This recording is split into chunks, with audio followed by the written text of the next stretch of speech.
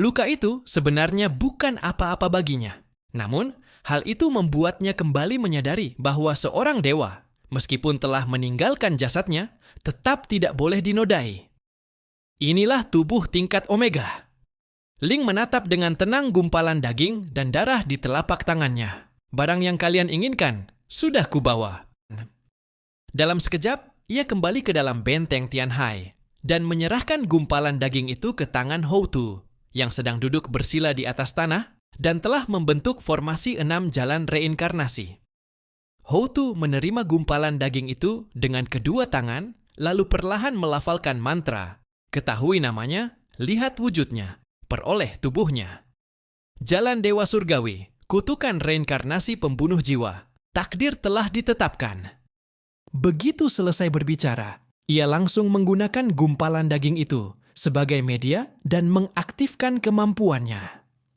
Lamut, yang masih kebingungan, mengapa Ling tiba-tiba menghilang, mendadak merasakan hawa dingin yang sulit dijelaskan menjalar ke seluruh tubuhnya, seolah-olah dirinya dilemparkan ke dalam lautan es yang sangat luas. Ia tidak mengerti dari mana perasaan itu berasal dan mengapa tubuhnya mulai terasa tidak nyaman. Ia tidak menemukan keanehan apapun pada dirinya, tetapi tiba-tiba langit di sekitarnya mengalami perubahan yang aneh. Padahal malam itu cerah tanpa awan, sejauh mata memandang. Selain dingin dan kesunyian, tidak ada apa-apa di sekelilingnya. Namun entah mengapa, tiba-tiba bertiup angin yin yang sangat kuat dan awan gelap muncul di langit. Awan? Bagaimana mungkin ada awan di tempat ini? Di bintang titik nol, seharusnya tidak ada awan. Begitu mengangkat kepala, yang terlihat hanyalah koridor bintang. Namun, tak lama kemudian, ia menyadari bahwa itu bukanlah awan, melainkan aturan yang berubah menjadi kabut tebal, menyapu dari kejauhan, seperti gerbang dunia bawah yang sedang terbuka untuknya. Klang! Klang! Klang! Suara rantai besi bergema di telinganya. Rantai-rantai itu muncul secara tiba-tiba dari kaki, lengan, dan tubuhnya, lalu memanjang menuju kabut tak berujung di kejauhan. Apa yang sedang terjadi? Lamut hanya berpikir sejenak sebelum segera menyadarinya. Belenggu aturan. Jadi tadi dia menggunakan daging dan darahku untuk mengaktifkan kemampuan aturan. Ingin membunuhku? Tidak semudah itu. Tentu saja Lamut tahu betapa sulit dan mengerikannya kemampuan tipe aturan. Namun, tidak banyak pengguna kemampuan tipe aturan di dunia ini yang mampu membunuh dirinya. Pergi dari hadapanku. Ia meledakkan kekuatannya dengan gila-gilaan. Lebih dari 100 mata, majemuknya menyala seperti api hantu berwarna merah darah, memancarkan cahaya merah menyilaukan. Kekuatan esper tingkat ksatria hitam yang mengerikan meledak dari tubuhnya. Sangat murni, sangat menakutkan. Rantai-rantai hitam itu berguncang dan bergetar hebat. Namun, awan gelap telah menutupi seluruh langit di sekelilingnya. Dua sosok besar, Hei Wuchang dan Bai Wuchang, berjalan keluar dari bayang-bayang. Bentuk tubuh mereka bahkan sama persis dengan Lamut. Ayo pergi, masuklah ke panggung pemenggalan jiwa. Waktumu sudah tiba. Jika Raja Neraka memanggilmu mati pada pukul 3, tak seorang pun bisa mempertahankanmu sampai pukul 5. Sambil berbicara, keduanya mengulurkan tangan dan menarik Lamut ke samping.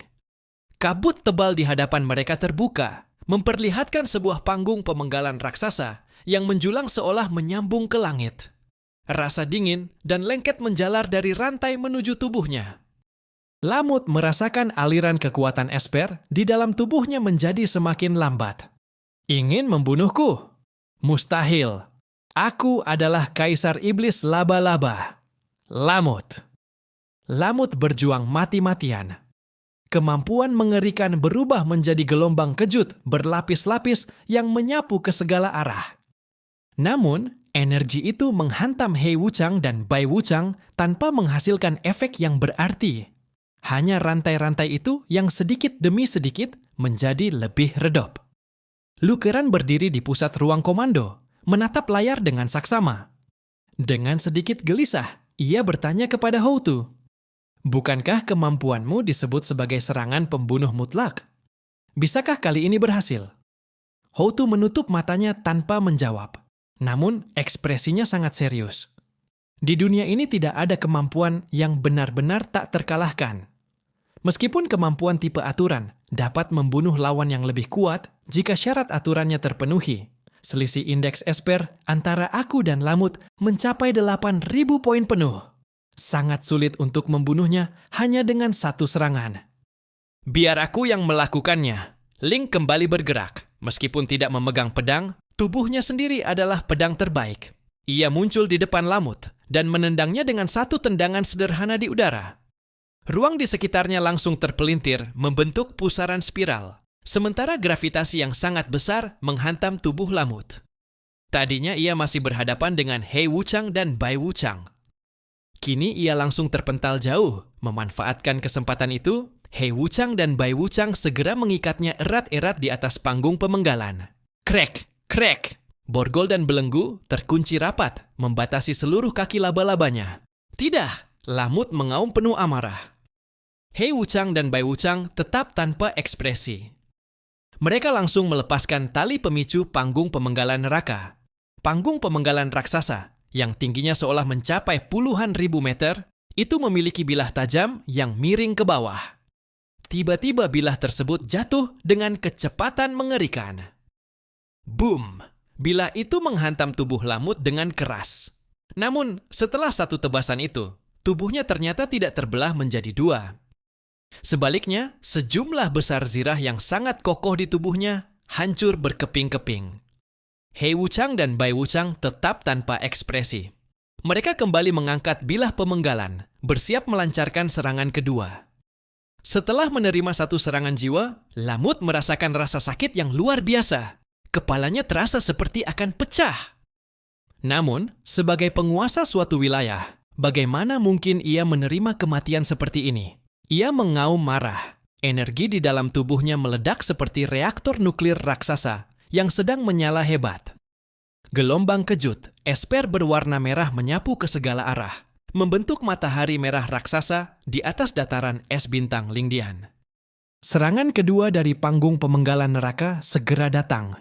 Namun setelah serangan itu, Houtu yang sedang merapal mantra dari kejauhan, tiba-tiba memuntahkan setetes darah dari sudut bibirnya dan mengerang pelan. Kekuatan orang itu terlalu besar. Lukeran segera menghampirinya dan membantu menopang tubuhnya. Bagaimana? Kau tidak apa-apa? Houtu mencibir dingin sambil menghapus darah di sudut bibirnya. Serangan ini memang sulit membunuhnya, tetapi sekarang dia juga sudah terluka parah. Bagaimanapun juga, aturan adalah sesuatu yang absolut.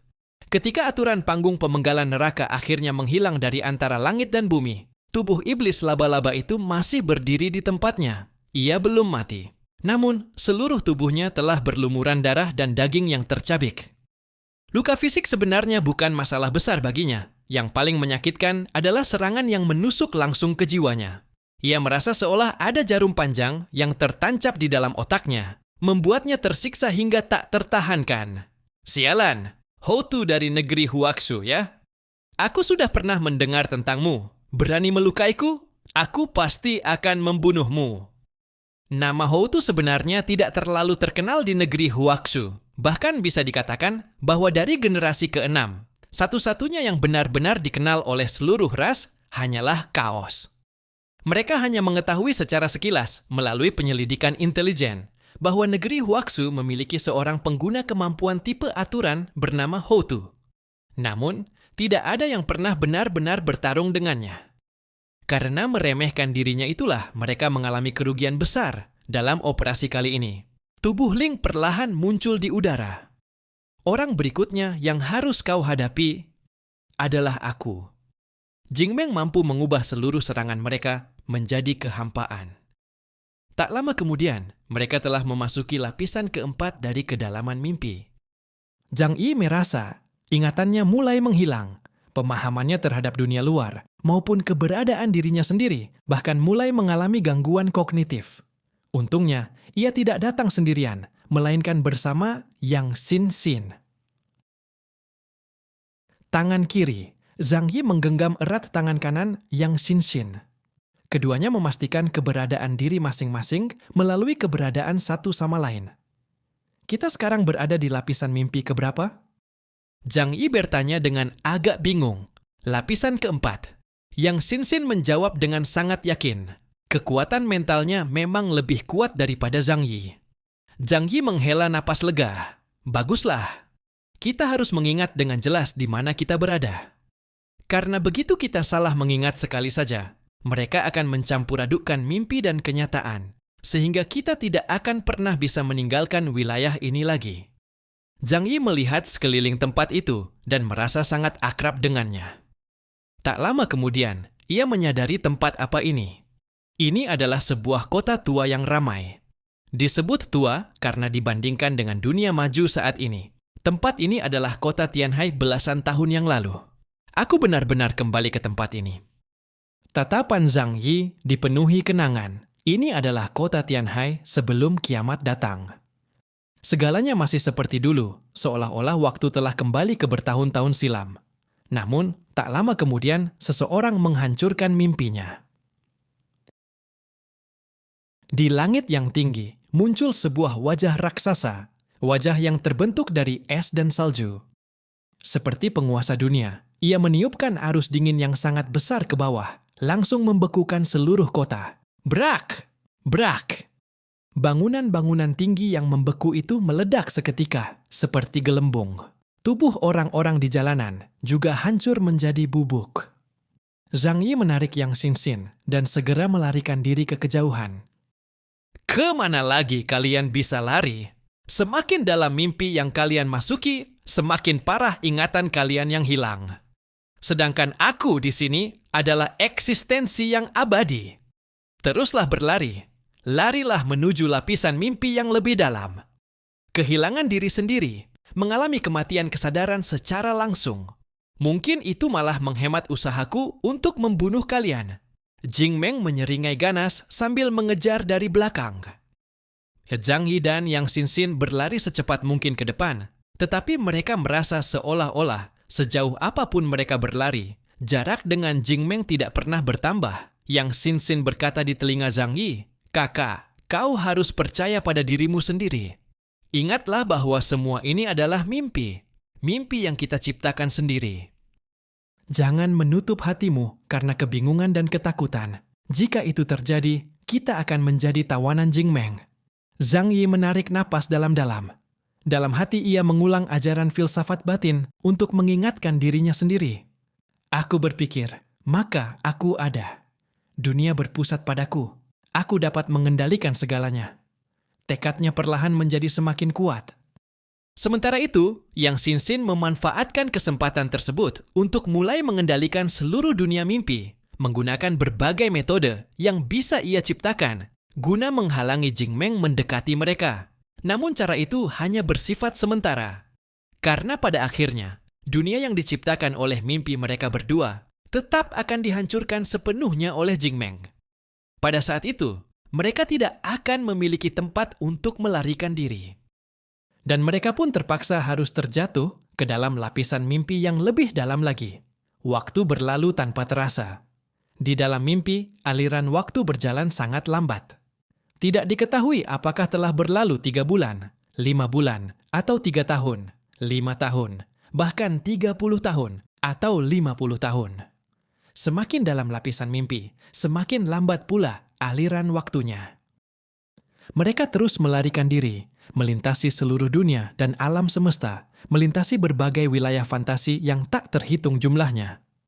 Namun pada akhirnya, semuanya tetap dihancurkan oleh Jing Meng. Tatapan Zhang Yi semakin lama semakin kosong. Pada akhirnya, ia bahkan berhenti mengingat hal-hal yang tidak perlu. Ia menyerahkan sepenuhnya urusan mengingat kedalaman mimpi kepada Yang Xinxin, sementara dirinya sendiri bertanggung jawab atas hal lain. Akhirnya, entah setelah berapa lama berlalu, mereka tiba di lapisan mimpi ke-16. Saat itu, Zhang Yi bahkan sudah hampir tidak mengingat namanya sendiri. Ia samar-samar tahu bahwa dirinya disebut Chaos, karena semua orang memanggilnya seperti itu. Namun, siapa nama aslinya? Seolah-olah itu adalah nama yang sangat penting, tetapi juga tidak terlalu penting, karena tidak ada yang peduli siapa Zhang Yi. Yang dipedulikan orang-orang hanyalah bahwa ada seorang kaos yang luar biasa di antara generasi ke-6, umat manusia. Jing Meng kembali muncul di hadapan mereka. Kalian boleh terus melarikan diri. Tetapi sebentar lagi, kalian akan mati karena kehilangan diri sendiri, katanya dengan dingin. Senyum di wajahnya seperti pemburu yang sedang menikmati mangsanya. Bahkan, aku sedikit mengagumi kalian. Karena di antara semua mangsa yang pernah kutemui, kalian adalah yang paling sulit dibunuh. Tatapan yang Xin masih seterang batu obsidian. Sebenarnya ia juga telah melupakan banyak hal. Namun masih ada beberapa hal yang ia ingat, seperti sebuah angka yang menandai perjalanan mereka, menembus lapisan-lapisan mimpi, dan fakta bahwa ia harus terus menggenggam erat tangan Zhang Yi. Aku tiba-tiba tidak ingin melakukan hal-hal itu lagi. Zhang Yi berkata kepada Jing Meng, "Seperti yang kau katakan, jika aku terus tenggelam ke lapisan mimpi yang lebih dalam, aku akan kehilangan diriku sendiri. Jadi sekarang, aku harus melakukan sesuatu." Jing Meng tertawa terbahak-bahak. "Apa yang ingin kau lakukan? Menyerangku? Atau kau pikir serangan balik terhadapku di tempat ini akan berguna?" Zhang Yi mengangkat sudut bibirnya. Ia tidak tahu mengapa dirinya melakukan itu. Tetapi ia selalu merasa memiliki sebuah metode yang tak terkalahkan, bahkan lebih dari satu, dan ia juga tidak perlu melakukan serangan balik. Ia hanya perlu tetap berada bersama orang ini di lapisan mimpi yang lebih dalam. Itu sudah cukup. Aku akan beristirahat sebentar dulu. Zhang Yi berkata perlahan.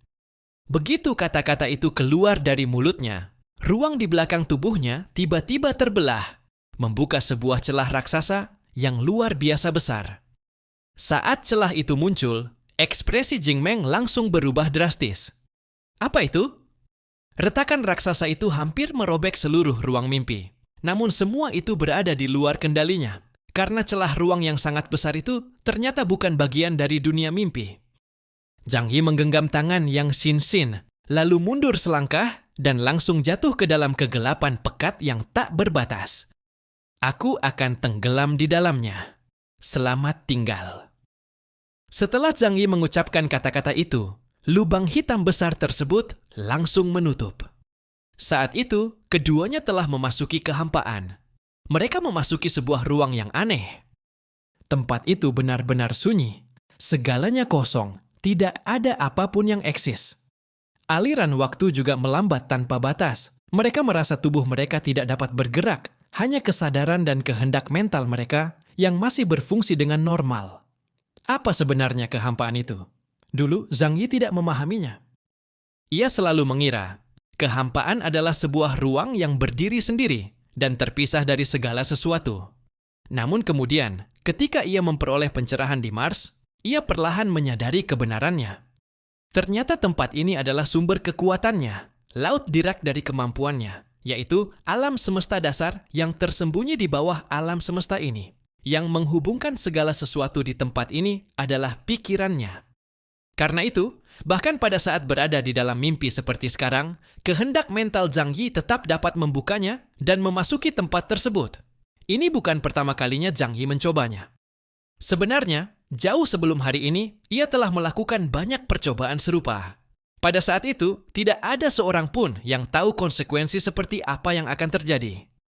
Namun, Zhang Yi tahu bahwa dirinya pasti akan kehilangan jati dirinya. Sementara itu, di kedalaman lapisan mimpi ke-16, Jing Meng tercengang. Ia mencari ke seluruh dunia mimpi, tetapi tidak menemukan jejak Zhang Yi maupun Yang Xin. Hal itu membuatnya mulai meragukan hidupnya sendiri. Tidak mungkin. Aku sudah memasuki mimpinya, maka akulah penguasanya. Tidak mungkin ada sesuatu di sini yang bisa lolos dari penglihatanku. Kemana dia pergi? Kemana dia pergi? Namun, tidak peduli bagaimana ia mencari, ia tetap tidak dapat menemukan kedua orang itu. Kemampuan macam apa ini sebenarnya? Gumam Jing Meng dengan ragu. Meski begitu, ia memang layak disebut sebagai salah satu ahli terkuat dari ras mimpi buruk. Setelah kebingungan singkat, ia memaksa dirinya untuk tenang dan mulai merenung dengan serius. Kemampuan Zhang Yi adalah waktu dan ruang. Kemampuan waktu memungkinkan dirinya melihat masa depan, dan menghentikan ruang waktu sesaat. Kemampuan yang Xingxin adalah tipe aturan yang dapat mengubah seluruh sifat benda yang ada di dunia material melalui pemahamannya. Namun, keduanya bukan pengguna kemampuan spiritual. Mustahil pula bagi mereka untuk meninggalkan lapisan mimpi ke-16 ini tepat di depan matanya. Apalagi menyembunyikan diri, itu bahkan lebih mustahil. Kalau begitu, hanya ada satu kesimpulan. Dia telah membuka suatu titik ruang di sini, lalu bersembunyi di dalamnya, sehingga aku tidak dapat menemukannya. Setelah memahami semuanya, wajah Jingmeng menjadi agak suram, karena ia tidak memiliki kemampuan untuk membuka celah ruang lagi dan menemukan titik ruang tempat Zhang Yi bersembunyi. Kabar baiknya adalah, ia bisa menunggu. Ia tahu bahwa di kedalaman lapisan mimpi ke-16, jika seseorang terus tenggelam di dalamnya, lambat laun kehendak spiritualnya akan lenyap. Bahkan jika ia tidak melakukan apapun, Zhang Yi akan mati dengan sendirinya. Namun, ia juga harus menghabiskan waktu di sini. Dan ketika waktu terus berlalu, tidak ada yang bisa memastikan apa yang akan terjadi. Tetapi ketika memikirkan semua persiapan yang telah mereka lakukan di dunia luar, 3 ahli kuat setingkat uskup hitam yang bersama-sama mengepung benteng itu, rasa percaya dirinya kembali bangkit. Kalau aku tidak bisa menghapus kesadaranmu, aku masih bisa menghancurkan tubuhmu. Zhang Yi, kaos. Kali ini kau pasti akan mati. Dalam pertempuran di dunia luar, ketiga ahli tingkat kesatria hitam, semuanya berhasil ditahan oleh pihak Zhang Yi. Pada tingkat kekuatan seperti ini, masing-masing dari mereka adalah jenius dan petarung puncak yang hanya muncul satu di antara puluhan ribu orang. Bahkan Kaisar Iblis Laba-Laba, Ramt, yang telah terluka parah akibat tubuh Ling dan kemampuan aturan Houtu, tidak langsung kalah dan binasa. Daya hidupnya terlalu kuat. Meskipun tubuhnya sudah hancur penuh retakan, daging dan darahnya berantakan, serta darah mengalir membentuk sungai di tanah, ia tetap mampu menyembuhkan dirinya dengan cepat sambil menahan rasa sakit yang menghancurkan jiwanya. Ia bertarung mati-matian melawan Ling dan benteng Tianhai secara langsung. Pertarungan antara Edward dari ras vampir dan Luo Qiao dari ras roh bahkan lebih berbahaya. Kemampuan keduanya hampir setara dengan aturan, bahkan lebih aneh daripada aturan itu sendiri. Satu pihak memiliki hukum sebab akibat yang menjamin serangan pasti mengenai sasaran, sementara pihak lainnya dapat mengabaikan hampir semua pertahanan fisik dan langsung melahap keberadaan targetnya. Setiap kali tombak vampir milik Edward mekar dalam serangan, yang dihancurkannya adalah tubuh roh Luo Qiao. Sebaliknya, ikan roh yang dilukis Luo Qiao setelah menggigit Edward akan membuat keberadaannya sendiri ditolak oleh seluruh dunia. Setelah pertempuran ini berakhir, siapapun yang menang atau kalah, inti keberadaan mereka tidak akan lagi utuh. Keluarga Edward mungkin akan melupakan seluruh kenangan tentang dirinya. Semua yang pernah ia lakukan bisa saja diabaikan oleh klannya. Bahkan ketika namanya disebut, mungkin tidak ada seorang pun yang mengingatnya. Sementara itu, Luo Qiao secara langsung dihancurkan pecahan-pecahan jiwanya oleh tombak hukum sebab akibat tersebut. Pertarungan keduanya tampak tenang di permukaan, tetapi niat membunuh yang tersembunyi di dalamnya jauh lebih berbahaya. Adapun di dalam 18 lapisan neraka, Shun Feng menerima secara langsung satu serangan pemusnahan dimensi milik Baberta dan langsung dihantam hingga masuk ke wilayah puluhan kilometer di bawah neraka rawa lumpur. Lumpur seberat miliaran ton menelannya sepenuhnya. Namun, tubuh yang telah ditempa tanpa henti itu, serta pertahanan sebagai pengguna kemampuan penguatan tingkat puncak di dunia ini, membuatnya nyaris tidak terluka sama sekali. Tubuhnya memang terjebak di dalam lumpur, seolah tidak memiliki tempat untuk mengerahkan tenaga. Namun, Shun Feng sama sekali tidak peduli. Ia menggerakkan kedua lengannya beberapa kali, dan cangkang udang aneh di tubuhnya mengeluarkan suara krak, krak. Kemudian, dengan punggung menghadap ke bawah, setiap otot di tubuhnya mulai bergetar hebat. Tanpa memerlukan bantuan tanah, hanya dengan kekuatan dirinya sendiri, ia melepaskan energi yang lahir dari daging biologis yang telah ditempa hingga batas tertinggi. Dengan suara boom, ia melesat keluar dari rawa lumpur seperti peluru meriam. Jika Liang Yue berada di sini, ia pasti akan mengenali apa benda itu. Itu adalah Kui yang dilatih oleh para seniman bela diri. Meskipun tidak sepenuhnya sama, prinsip dasarnya persis serupa. Shun Feng melesat ke langit dan melayang di udara. Menatap Baberta di kejauhan, tetap tidak ada yang dapat melihat gerakan serangannya. Hanya terdengar ledakan keras bam. Lalu pertahanan di depan Baberta hancur berkeping-keping. Salah satu lengannya bahkan langsung terjepit hingga putus dan darah memercik ke udara. Sialan, Baberta menggertakkan gigi dan memaki marah. Melawan monster penuh otot seperti ini, sama sekali tidak mungkin bertarung jarak dekat. Aku menyerah.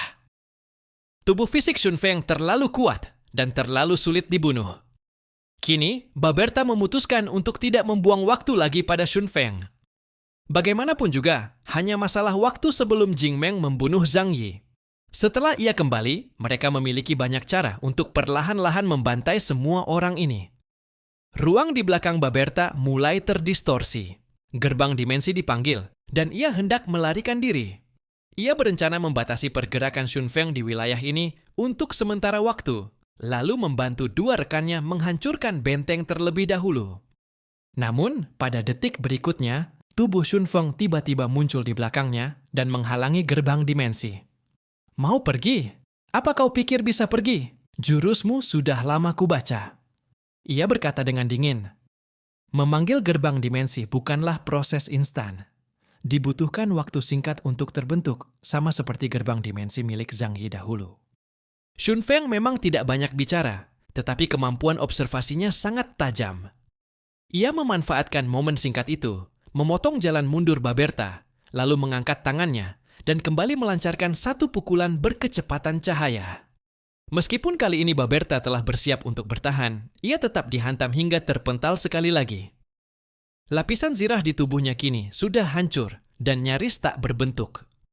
Saat berhadapan dengan tatapan mata Shun Feng yang sedingin es, untuk pertama kalinya rasa takut muncul di hati Baberta. Jika diberi kesempatan sekali lagi, ia pasti tidak akan sebodoh ini untuk bertarung langsung melawan orang tersebut. Baik jarak 50 km maupun 100 km, jarak aman yang selama ini ia banggakan sama sekali tidak berarti di hadapan monster berotot ini. Ia menggertakkan giginya. 18 lapisan neraka. 18 jenis energi yang berbeda, seperti es, api yang membara, lautan pedang, angin dingin, minyak mendidih, dan berbagai bentuk kekuatan hukum lainnya, membentuk sebuah tungku raksasa yang menyelimuti Shun Feng di dalamnya. Shun Feng tetap tidak menunjukkan reaksi yang berarti.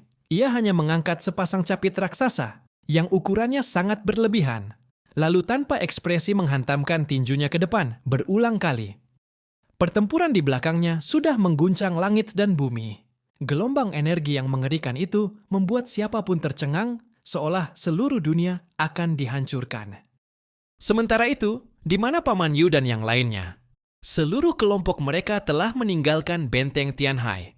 Sebab, jika tetap tinggal di sana, mereka tidak akan bisa menjadi kekuatan tempur. Justru dengan pergi, mereka dapat memainkan peran mereka masing-masing. Sekelompok lebih dari 10 esper tingkat Epsilon, semuanya menunggangi Hua-Hua yang telah berubah menjadi raksasa. Ayo berangkat, manfaatkan waktu yang susah payah kita peroleh ini untuk melancarkan serangan balasan. Paman Yu menggeram pelan. Zuyu duduk di atas kepala Hua-Hua dan perlahan menutup matanya. Kedua matanya menjadi gelap, tetapi dunia spiritualnya justru menjadi terang benderang. Di atas seluruh hamparan es bintang titik nol yang luas, muncul sebuah garis hitam yang sangat tipis tetapi sangat jelas di langit. Salah satu ujung garis itu terhubung dengan Zhang Yi dan Yang Xinxin, sedangkan ujung lainnya membentang dari langit menuju kejauhan, memanjang hingga jarak yang sangat jauh. Di dunia ini tidak ada sesuatu pun yang benar-benar tanpa jejak, sebagaimana angsa meninggalkan suara saat terbang, dan manusia meninggalkan bayangan saat berjalan. Jing Meng dapat menyusup ke dalam otak Zhang Yi melalui mimpi dan melancarkan pembunuhan terhadapnya. Namun, tindakan seperti itu juga menciptakan kelemahan besar bagi dirinya, yaitu tubuh aslinya. Prinsip seorang pembunuh adalah mempertaruhkan nyawa demi membunuh lawan. Suku Nightmare begitu kuat karena metode serangan mereka juga menempatkan diri mereka sendiri dalam bahaya yang sangat besar. Kesadaran spiritual Jing Meng kini berada di dalam pikiran Zhang Yi, sementara tubuh aslinya telah berubah menjadi cangkang kosong. Mereka bisa membiarkan seseorang membunuh tubuh fisik Zhang Yi. Sebaliknya, orang lain juga bisa membunuh Jing Meng dengan menghancurkan tubuh fisiknya. Dan inilah kesempatan yang selama ini ditunggu Zhang Yi, sekaligus kunci dari rencana serangan balasan mereka. Kekuatan Juyu sebenarnya tidak terlalu kuat. Namun, ia adalah seorang serba bisa. Ia seperti seseorang yang bisa melakukan segala hal, tetapi tidak ada satupun yang benar-benar mencapai tingkat tertinggi. Akan tetapi, mengikuti jejak spiritual Jing Meng untuk menemukan tubuh aslinya adalah kemampuan yang kebetulan ia miliki. Aku sudah menemukan lokasi tempat itu. Juyu berkata pelan, lalu mengetuk kepala Hua-Hua dan mengulurkan tangannya menunjuk ke arah kejauhan. Brian mengenakan seragam tempur kamuflase militer Kolombia, memakai kacamata hitam, dan memanggul senapan vektor yang telah dimodifikasi oleh Profesor Da Vinci. Dengan gaya keren ia berkata, negeri Huaxu punya pepatah kuno, yaitu membalas seseorang dengan caranya sendiri. Hari ini, mari kita hancurkan kepala bajingan licik itu. Lebih dari 10 ahli tingkat Epsilon itu melesat ke arah tersebut seperti harimau dan serigala yang sedang berburu. Dengan adanya Hua-Hua sebagai kereta tempur biologis super, jarak lebih dari 100 km bukanlah sesuatu yang terlalu jauh. Beberapa belas menit kemudian, mereka tiba di wilayah tersebut. Di atas hamparan es yang luas, mereka melihat sebuah rumah. Sebuah rumah logam berbentuk bola berwarna hitam. Dengan mata masih terpejam, Zuyu melihat bahwa garis hitam itu memang memanjang keluar dari rumah berbentuk bola tersebut. Sudah ketemu. Ini adalah rumah persembunyian aman milik Jing Meng. Kalau begitu, apalagi yang kita tunggu? Serang! Raja Arthur mencabut pedang ksatria dua tangannya. Dengan mengenakan zirah perang, ia melompat turun dari punggung Hua-Hua. Karena mereka melihat bahwa sekelompok prajurit ras asing yang berjaga di sekitar rumah persembunyian itu juga telah mengangkat senjata dan mendekat dengan tatapan penuh permusuhan. Demi membunuh Zhang Yi, kali ini keempat ras tersebut benar-benar telah membuat persiapan yang sempurna. Selain 4 ahli tingkat Ksatria Hitam, mereka juga membawa lebih dari 10 ahli dengan indeks kemampuan antara 30.000 hingga 50.000. Dari luar, ini tampak seperti sebuah perang pengepungan yang akan memakan banyak waktu dan tenaga. Raja Arthur menjilat bibirnya, tetapi semangat tempur di matanya justru semakin berkobar. Selama beberapa tahun sejak kemunculan 10.000 ras, ia tidak pernah berhenti meningkatkan kekuatannya. Penghinaan yang ia terima dalam konferensi negosiasi 10.000 ras dahulu, suatu hari nanti pasti akan ia balas sebagai seorang raja.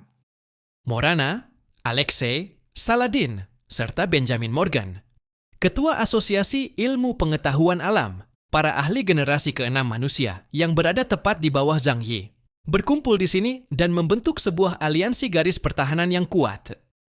Paman Yu berkata, dengan mengorbankan apapun, hancurkan garis pertahanan mereka secepat mungkin. Kalian harus tahu bahwa sekarang bahkan 1 detik pun tidak boleh disia-siakan. Hidup dan mati di dalam mimpi terkadang hanya ditentukan oleh 1 detik. Kita tidak boleh mengalami keterlambatan sedikit pun. Raja Arthur berkata dingin. Bahkan jika hari ini aku mati di sini, aku tetap akan membuka jalan bagi kalian. Ia menggenggam erat pedang suci di kedua tangannya dan menjilat bibirnya. Sudah lama aku tidak bertarung dengan darah yang mendidih seperti ini. Demi masa depan generasi ke-6 umat manusia. Baiklah, demi masa depan generasi ke-6 umat manusia. Di sampingnya, wakilnya yang juga penyihir istana, Merlin, mengangkat tangannya dan memunculkan sebuah pedang suci. Kita sudah sampai sejauh ini. Yang bisa kita lakukan hanyalah maju menerjang medan perang dengan tekad untuk mati tanpa harapan hidup. Kalau begitu, apalagi yang perlu dibicarakan? Serang! Paman Yu memimpin di garis depan. Batu energi pada zirah Dewa Iblis di tubuhnya menyala, langsung meningkatkan daya hingga 300%. Mecah hitam itu hampir terbakar menjadi merah darah. Sambil meraung, meriam-meriam besar di tubuhnya menembakkan satu demi satu rudal nuklir ke arah rumah persembunyian hitam tersebut. Pertempuran pun pecah seketika. Para ahli dari kedua belah pihak memulai pertarungan hidup dan mati.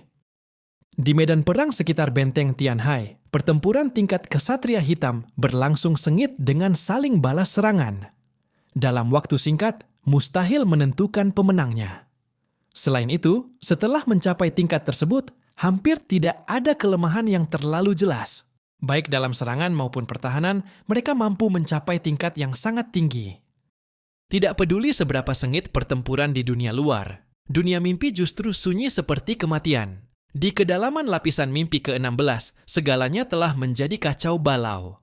Kenyataan dan mimpi benar-benar tidak dapat dibedakan lagi, menyebabkan dunia mimpi terpecah-pecah dan jungkir balik. Namun saat ini, Zhang Yi dan Yang Xinxin tidak berada di dalam mimpi itu, melainkan berada di celah di antara mimpi. Jingmeng dengan sabar menunggu di sana. Berapa lama kalian bisa bertahan di celah ruang ini? Cepat atau lambat kalian pasti akan keluar juga. Pada saat itu, aku pasti akan membunuh kalian. Untuk operasi kali ini, mereka telah melakukan persiapan yang sangat matang dan mengerahkan 4 ahli tingkat kesatria hitam. Keempat orang itu merupakan kekuatan inti dari ras masing-masing. Mereka memiliki pengalaman tempur yang kaya dan kemampuan yang beragam. Semuanya dipersiapkan untuk menjatuhkan Zhang Yi dalam satu serangan. Terobosan dari dalam dan dari luar telah disiapkan sekaligus. Bagaimanapun cara melihatnya, ini adalah sebuah perangkap maut yang nyaris tidak memiliki jalan keluar.